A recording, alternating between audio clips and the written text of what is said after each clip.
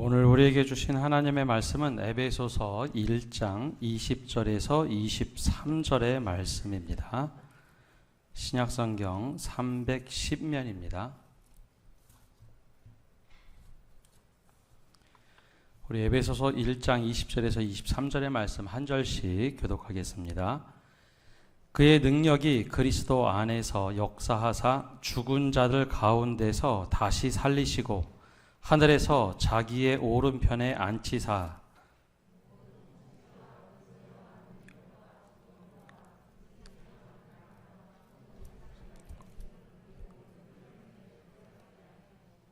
또 만물을 그의 발 아래에 복종하게 하시고 그를 만물 위에 교회의 머리로 삼으셨느니라. 교회는 그의 몸이니 만물 안에서 만물을 충만하게 하시는 이의 충만함이니라. 아멘.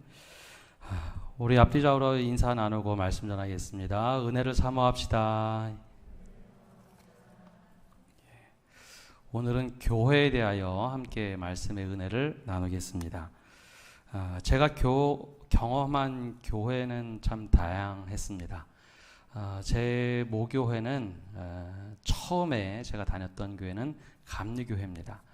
부모님의 손에 이끌려서 감리교회를 아주 어렸을 때, 기억에 나지 않는 때 다녔고, 제 기억 속에 남은 교회는 제 모교회가 되는 청북교회입니다. 그 교회에서 신앙생활을 하면서 좀 재미난 경험들을 참 많이 했습니다. 먼저 교회 학교가 참 컸습니다. 제가 교사할 때만 하더라도 교회 학교, 주일학교라고 부르는 우리 초등학생들만 거의 600명 정도 됐으니까 굉장히 큰 교회였습니다. 그런데 목사님의 목회 방침이 이렇게 큰 교회가 버스 운행하면 작은 교회들 다 문 닫는다 해서 버스 운행을 금지시켰습니다. 그리고 또 한 가지 특이한 제 기억이 나는 것은 3년마다 한 번씩 교회 분립 개척을 했습니다. 80년대 후반부터 3년마다 부목사님 한 분, 성도들은 자율적으로 한 30명에서 50명 청주 내에 개척을 했습니다. 그래서 3년 동안 자립할 수 있도록 모든 지원을 다 해주고 자립을 시켰죠. 그래서 지금 현재 보면은 적은 교회는 한 200명, 300명가량 되고 정말 큰 교회는 분립 개척한 교회가 한 2,000명 모이는 교회도 있습니다. 그러면서 교회가 다 그런 줄 알았습니다. 제가 처음 경험한 교회니까 교회는 다 이런가 보다. 그리고 나서 신학교 들어가서 제일 먼저 경험한 교회는 선교지에 있었던 한인교회였습니다. 근데 그 선교지에서 경험한 교회는 조금 또 독특한 특징이 있었죠. 다들 직업 때문에 그 먼 온두라스라는 나라에 왔는데 성도들의 열심이 참 대단했습니다. 그 자그마한 100여 명 남짓한 교회가 이미 현지인 교회 한 20개 정도 예배당을 지어줬고 빈민촌에 큰 선교센터를 만들어서 유치원을 직접 운영을 했습니다. 지금은 초중고등학교까지 현지인들을 위해서 운영을 하고 있는데요. 교회들이 다 한인교회는 그런 줄 알았습니다. 근데 나중에 보니까 그렇지 않더군요. 한국에 들어와서 이제 목회하면서 5,000명 넘는 교회부터 흔히 말하는 초대형 교회부터 대형 교회, 중형 교회 이렇게 목회를 배우면서 교회들이 참 다양하구나라는 것을 경험하게 됐습니다. 똑같은 청년부 서울에서 청년부를 담당할 때도 어떤 교회는 청년들의 자율성이 굉장히 좋아서 맡기게만 하면 저희가 다 알아서 합니다. 목사님 방향만 정해주면 됩니다. 하는 교회가 있었고 또 어떤 교회는 청년부 일일이 처음부터 1부터 10까지 다 일일이 이야기해 주어도 잘 못 움직이는 청년부도 있었습니다. 그래서 똑같은 청년들을 맡으면서 비슷한 숫자임에도 불구하고 교회가 참 다르다. 또 어떤 교회는 교회를 위해서 교육관을 줘야겠다. 교육관을 다 짓고 난 뒤에 이 교육관을 뭐라고 이름을 붙일까? 한참 논의 끝에 그래도 우리가 사회를 위해서 우리가 교육관을 써야겠다. 주중에 놀리면 뭐하냐? 그래서 교육관 이름을 교육사회관이라 이름을 짓고 가능하면 이것을 어떻게 개방할까? 어린이집도 운영하는 그런 교회가 있는 반면 또 어떤 교회는 담을 높이 세웠던 교회도 있었습니다. 이렇게 다양한 교회를 경험하면서 자연스럽게 제가 생각하는 것이 교회가 과연 무엇일까라는 생각을 하게 됐죠. 우리가 경험하는 교회가 좋은 교회 혹은 바른 교회라고 생각을 합니다. 근데 그것이 정말 바른 교회일까라는 겁니다. 자칫 우리의 경험치로 교회가 잘 이루어지면 좋은 교회 같지만 때로는 그것이 신앙의 동호회 혹은 계모임 수준밖에 되지 않을 수 있다라는 겁니다. 즉 성경에서 말하는 교회와 간극이 벌어지면 벌어질수록 우리는 잘한다고 생각하는데 성경과 동떨어진 교회가 될 수 있다라는 것이죠. 사실 저도 그랬습니다. 교회를 경험하면서 이 교회는 좋고 저 교회는 나쁘고 처음엔 그런 생각이 있었는데 자연스럽게 교회란 무엇인가 공부를 하고 말씀을 보다 보니 이것이 우리가 생각하는 교회와 성경이 말하는 교회가 다를 수 있구나. 얼마만큼 다를 수 있는가. 바로 그것들을 좀 경험하게 됐습니다. 그래서 이 에베소서 말씀은 성경에서 가장 교회를 잘 설명했다라고 말씀하는 성경입니다. 특별히 오늘 말씀은 지난주에 이어서 말씀을 전하는데요. 사도 바울이 교회를 위해서 앞부분에 기도를 합니다.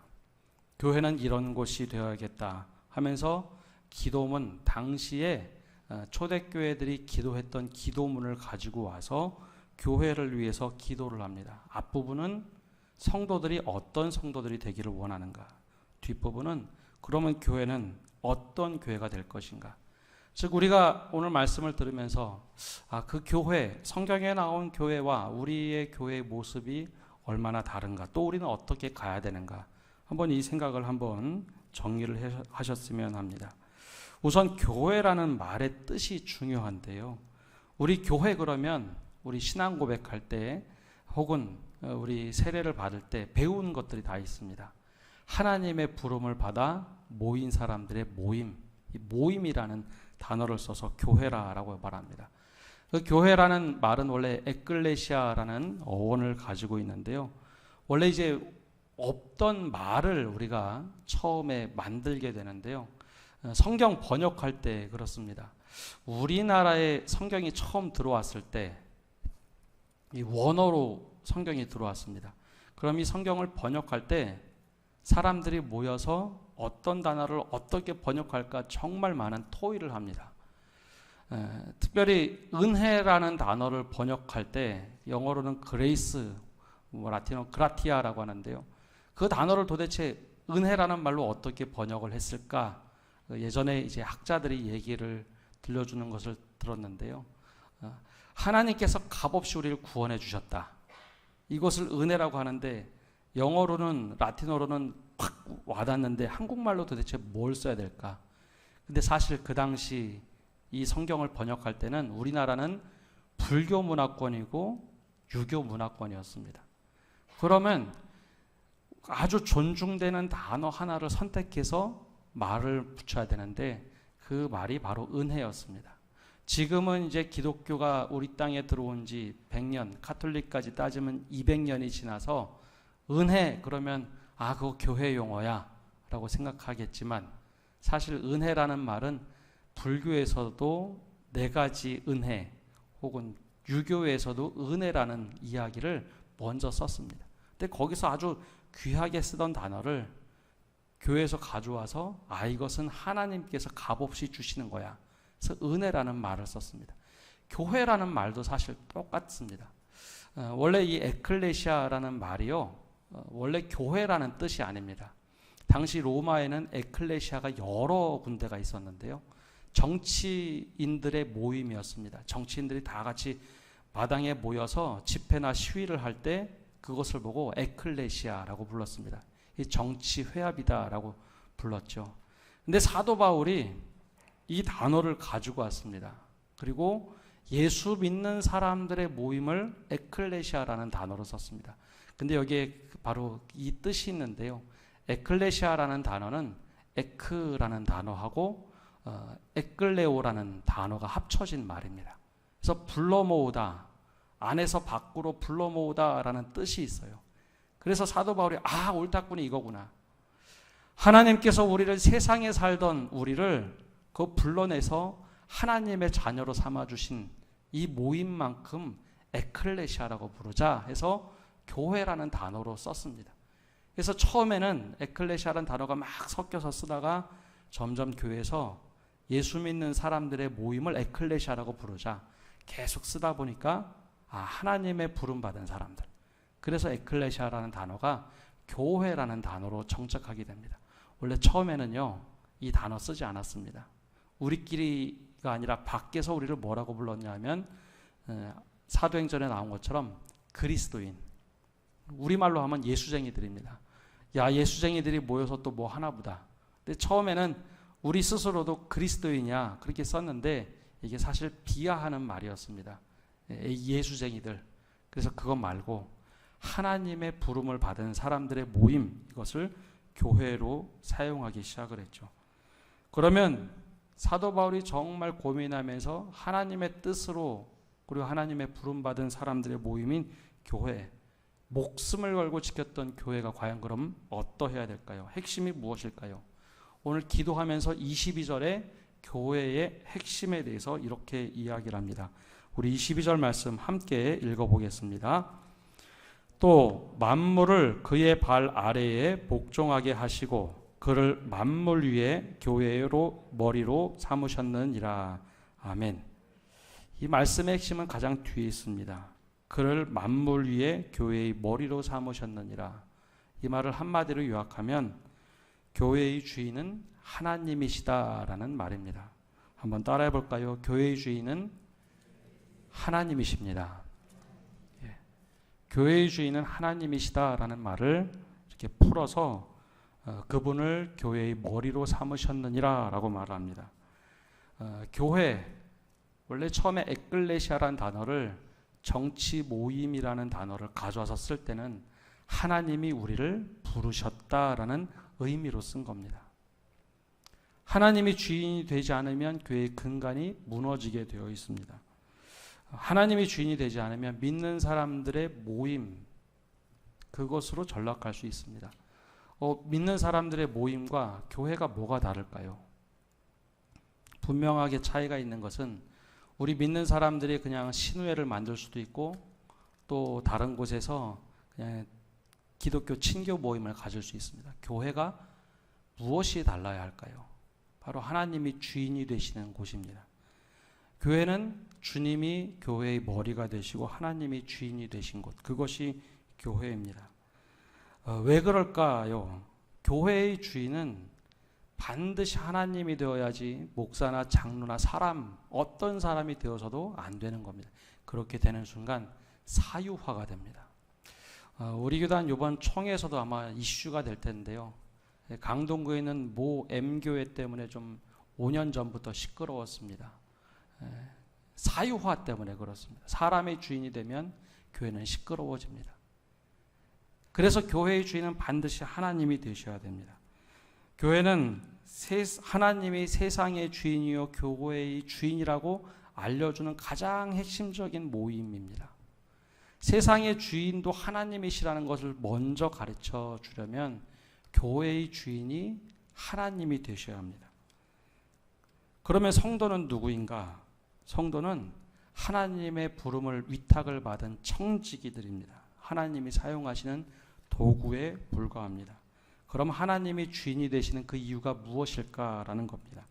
우리 20절 말씀 함께 읽어보겠습니다. 20절입니다.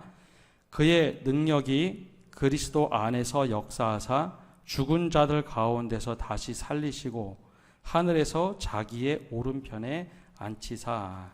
아멘. 첫 번째, 이게 하나님이 주인이 되시는 그 이유는 하나님의 능력으로 예수를 다시 살리시고 하나님의 우편에 앉히셨다라는 겁니다. 이것이 무슨 하나님이 교회의 주인이 되셨는가? 바로 그 생각을 할 수 있겠지만요. 이런 의미를 가지고 있습니다. 죽은 자 가운데서 예수 그리스도를 살리신 분이 하나님이십니다. 성경을 자세히 읽어보면요. 사람들이 예수가 부활하셨다라는 말 선언할 때는 그렇게 쓰지만 모든 서신서에는 하나님이 예수를 다시 살리셨다, 부활시키셨다라고 얘기합니다. 예수님 스스로 부활한 게 아닙니다. 하나님이 죽은 자 가운데서 그를 살리셨다라는 말을 씁니다. 반드시 그렇게 쓰게 되어 있습니다. 왜냐하면 예수님 스스로 살아난 게 아니기 때문입니다. 하나님이 살리셨다는 거예요. 그러면 우리가 예수 그리스도를 믿을 때 우리 또한 어떻게 될까요? 하나님이 다시 살리시는 사람이 되는 겁니다. 하나님과 완전히 끊어져 있고 죽을 수밖에 없는 우리를 하나님이 다시 살리실 수 있다라는 거예요. 우리가 예수 그리스도를 믿으면 죽은 자 가운데서 다시 살리신 하나님께서 예수와 함께 죽고 예수와 함께 다시 살리신다. 하나님의 백성으로 만든다. 이것이 하나님이 주인이 되시는 이유입니다. 그 사람들이 모인 곳이 교회이기 때문에 하나님이 주인이 되실 수밖에 없습니다. 우리는 수동적으로 살아난 사람들, 하나님의 자녀가 스스로 된 것이 아니라 하나님이 자녀 삼아주시고 백성 삼아주신 사람들입니다.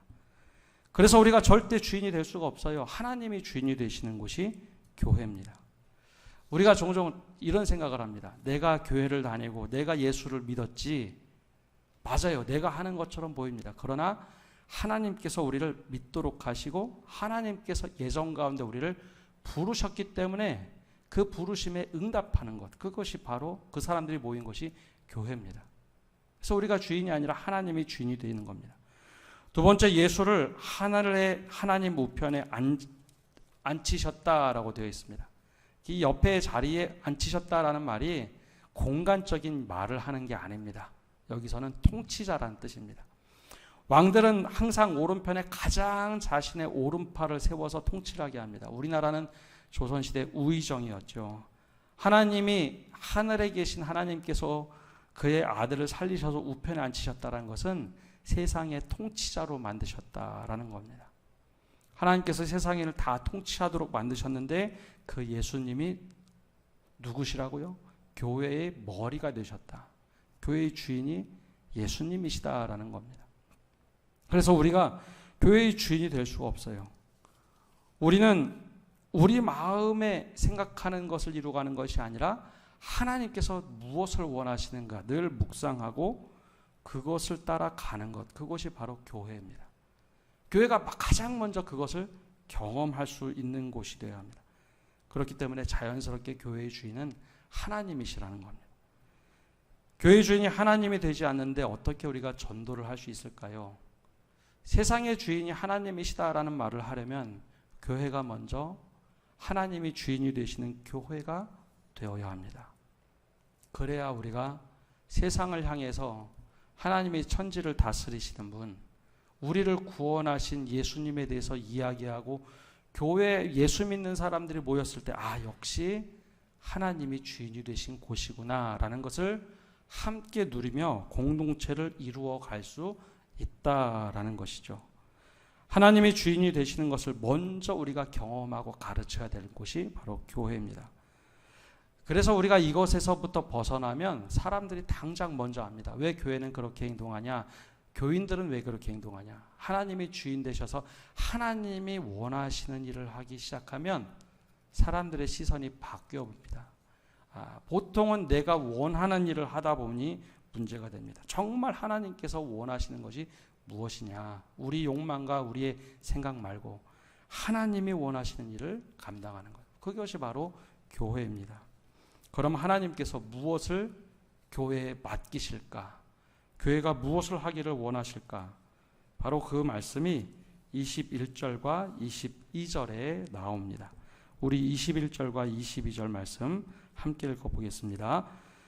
모든 통치와 권세와 능력과 주권과 이 세상뿐 아니라 온 세상에 일컫는 모든 이름 위에 뛰어나게 하시고 또 모든 만물을 그의 발 아래에 복종하게 하시고 그를 만물 위에 교회의 머리로 삼으셨느니라. 아멘. 당시 에베소 교회는 큰 교회가 아니었습니다.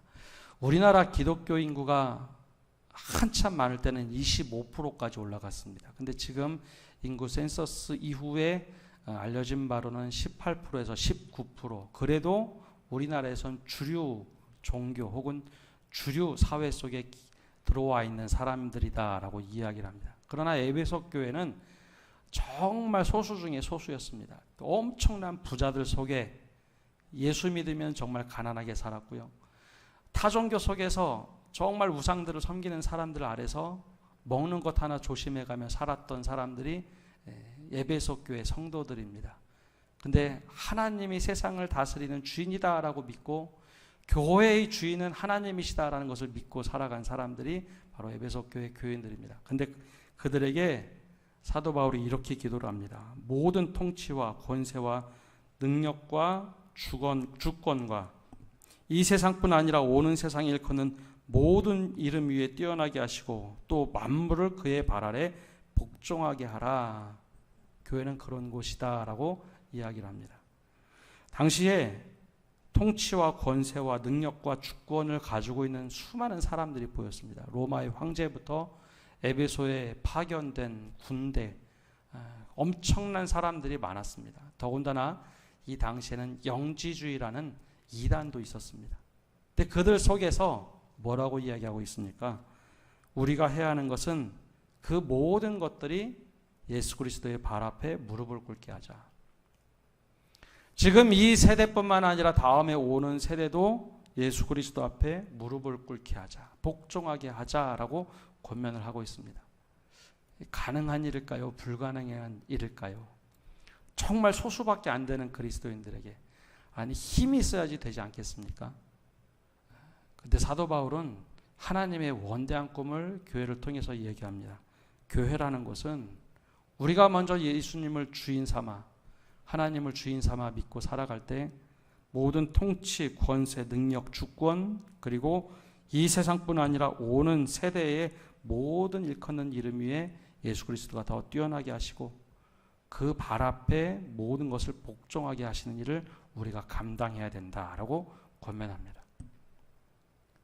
그런데 기가 막히게요. 이 일이 딱 300년이 지날 때 이루어집니다.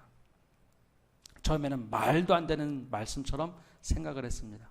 그런데 모든 무릎이 313년에 예수 그리스도 발 앞에 무릎을 꿇는 일이 생겨났습니다. 바로 이것이 교회라는 겁니다. 교회는 우리가 먼저 하나님의 이름이 높여지고 그 발 아래 무릎을 꿇도록 만드는 겁니다. 나부터, 저 자신부터 예수 그리스도 앞에 무릎을 꿇고 하나님 앞에 무릎을 꿇고 모든 것이 그 앞에 무릎을 꿇을 수 있도록 만드는 것입니다. 근데 여기서 복종하다라는 말을 오랫동안 오해를 했습니다.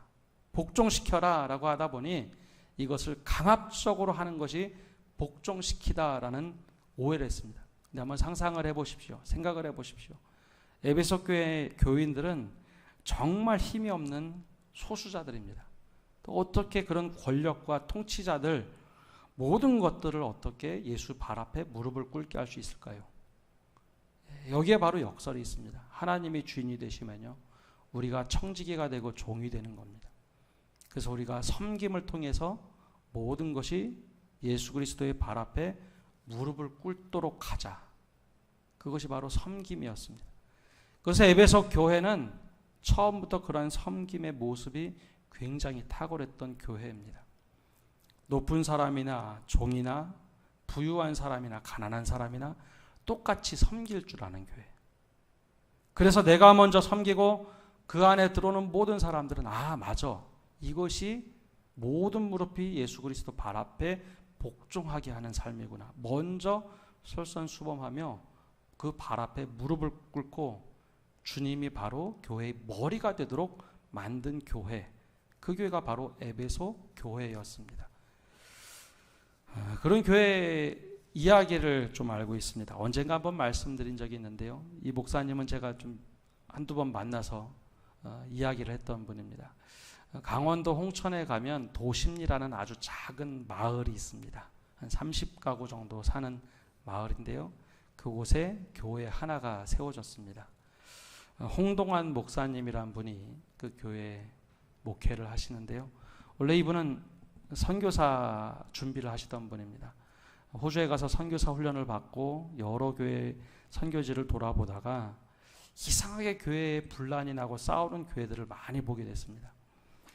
그래서 이 선교 나가는 게 중요한 것이 아니라 예수 믿는다는 것이 어떤 것인지 먼저 공동체로 좀 살아보자. 그래서 젊은 청년들과 함께 공동체를 좀 경험하고 싶어서 찾아가 들어간 곳이 사람들이 거의 없는 시골 마을 30명 사는 이 도심리라는 도시였습니다. 시골 마을이었습니다. 근데 시골 마을에 딱 들어가자마자 마을 어르신들이 난리가 났습니다. 야, 예수쟁이들이 왔는데 당신들 공동체 한다고 하니까 장애인들 데리고 와 사는 줄 알고 처음엔 그렇게 반대를 하고 하더니 그 중에 한 분이 아셨습니다. 저기 예수쟁이들이래. 그 이야기를 듣자마자 교회 하려고 하지. 이 마을엔 교회 못한다. 교회 한다고 하면은 계속 예수 믿으라고 강요할 텐데 우리 그럼 못 산다. 나가라고 마을회의를 해서 막아버린 겁니다.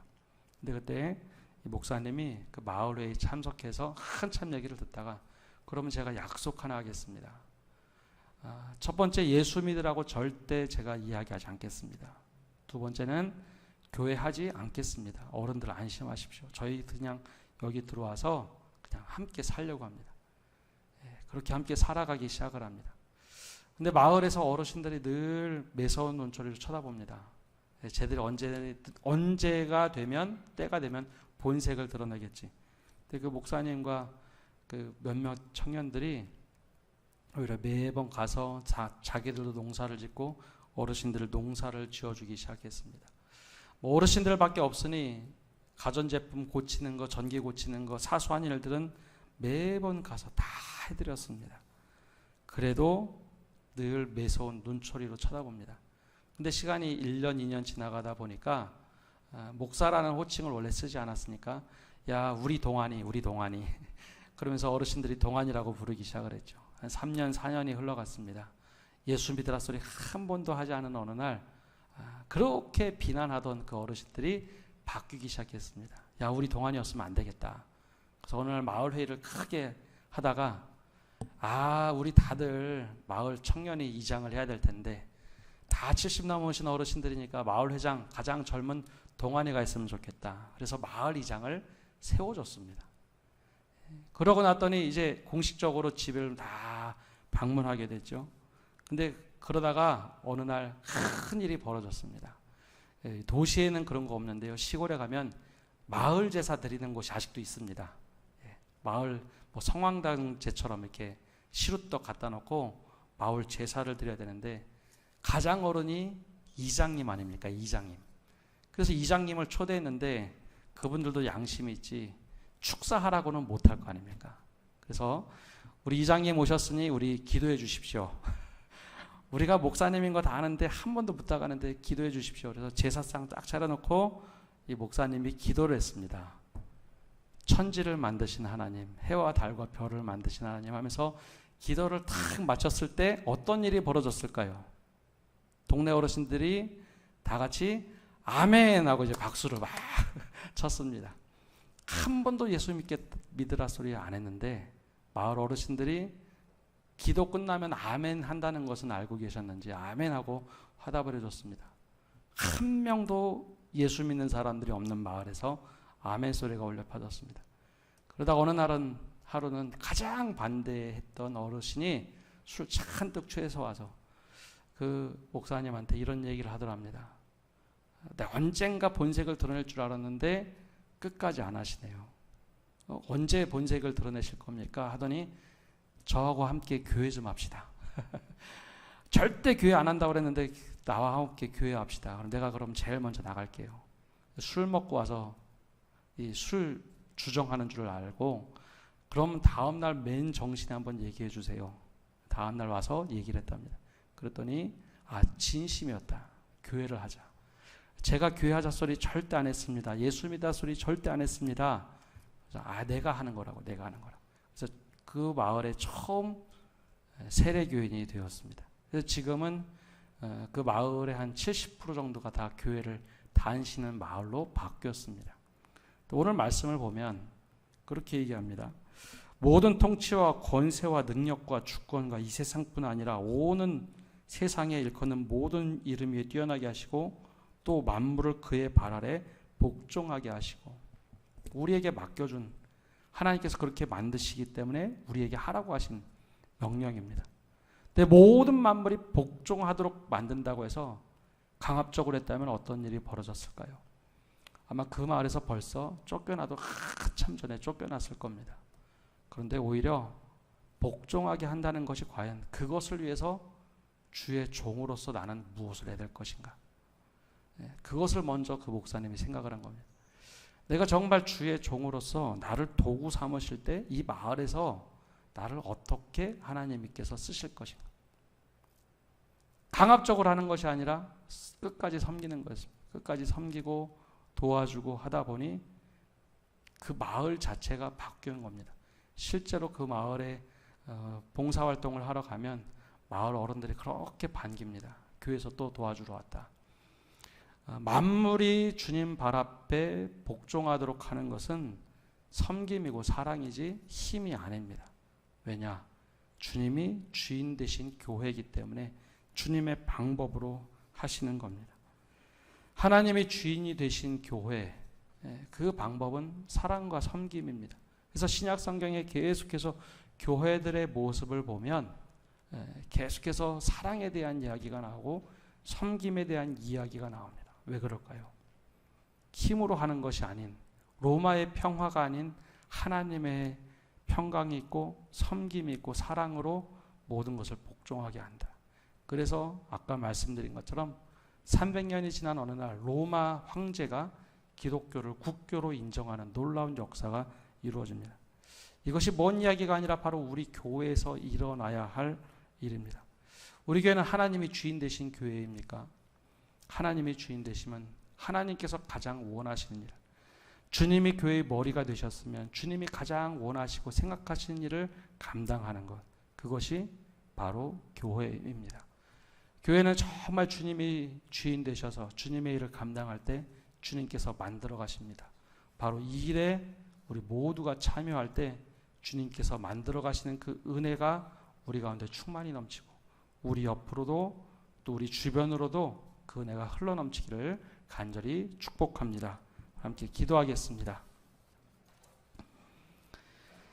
사랑의 주님, 오늘도 저희가 주님 앞에 나와 말씀을 듣고 기도합니다. 주님, 하나님이 주인이 되신 교회가 되도록 은혜 내려 주시옵소서. 주님께서 이끌어 가실 때 주님, 죽은 자 가운데서 예수 그리스도를 살리신 것처럼 우리를 살리시고 또 하나님 오른편에 예수님을 앉히셔서 통치하신 것처럼 지금 우리를 다스리는 교회가 되도록 축복하여 주시옵소서. 우리가 아무것도 할 줄 모릅니다. 그러나 주님께서 하실 때 우리가 그 일에 참여하게 하시고 우리가 주님의 일을 감당할 수 있도록 주님의 온전한 뜻을 분별하게 하여 주시옵소서. 그래야 모든 존재가 하나님 앞에 무릎을 꿇도록 만들 때 우리가 먼저 주님 앞에 무릎 꿇게 하시고 그 모든 일들이 주님이 원하시는 사랑과 섬김으로 이루어질 수 있도록 축복하여 주시옵소서. 예수님의 이름으로 기도합니다. 아멘.